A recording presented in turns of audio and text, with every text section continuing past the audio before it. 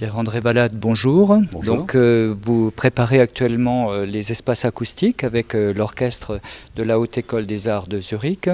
Et c'est un cycle qui vous tient à cœur, que vous avez souvent défendu. Est-ce que vous pourriez nous raconter un peu l'histoire de Gérard Griset vue par ce chef d'orchestre que vous êtes avec Court Circuit et d'autres orchestres depuis de nombreuses années?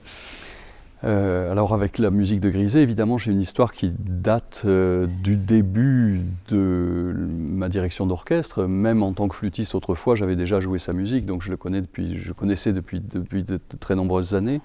Mais dès que j'ai commencé à diriger, dans les premiers concerts, j'ai tout de suite donné période, puis partiel. Ce sont des œuvres qui m'ont toujours accompagné. Donc les œuvres, la deuxième et la troisième œuvre du cycle.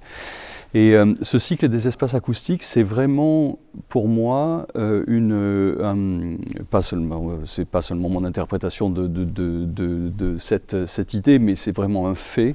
C'est une œuvre majeure dans le courant de la musique spectrale. C'est vraiment, ce serait presque didactique, on pourrait dire, si ce n'était pas si merveilleusement beau.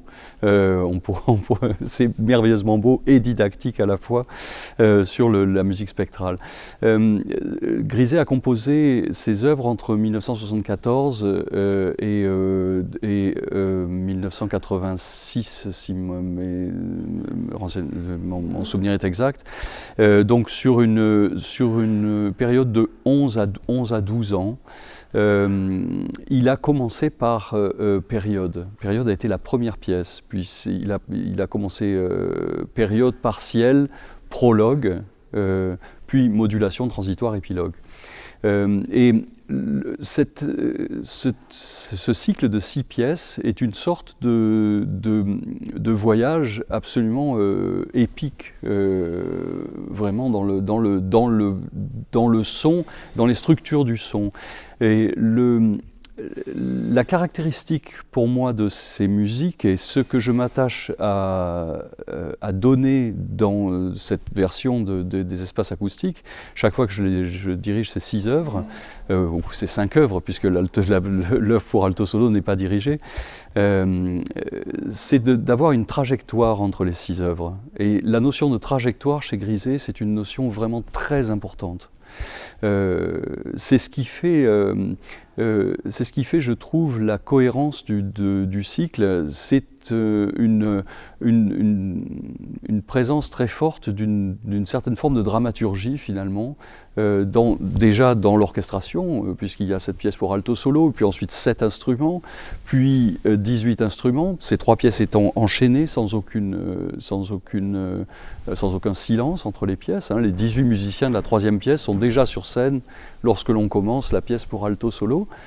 Et puis ensuite, on continue, on étend cet orchestre à modulation, 33 instruments, transitoire pour grand orchestre et épilogue pour 4 corps solo et grand orchestre. Donc on a vraiment une masse orchestrale qui grandit et qui, dans la dramaturgie, il se passe évidemment des tas de choses au sein des œuvres elles-mêmes, mais cette espèce d'expansion du son entre les pièces crée déjà une trajectoire très, très importante dans le cycle.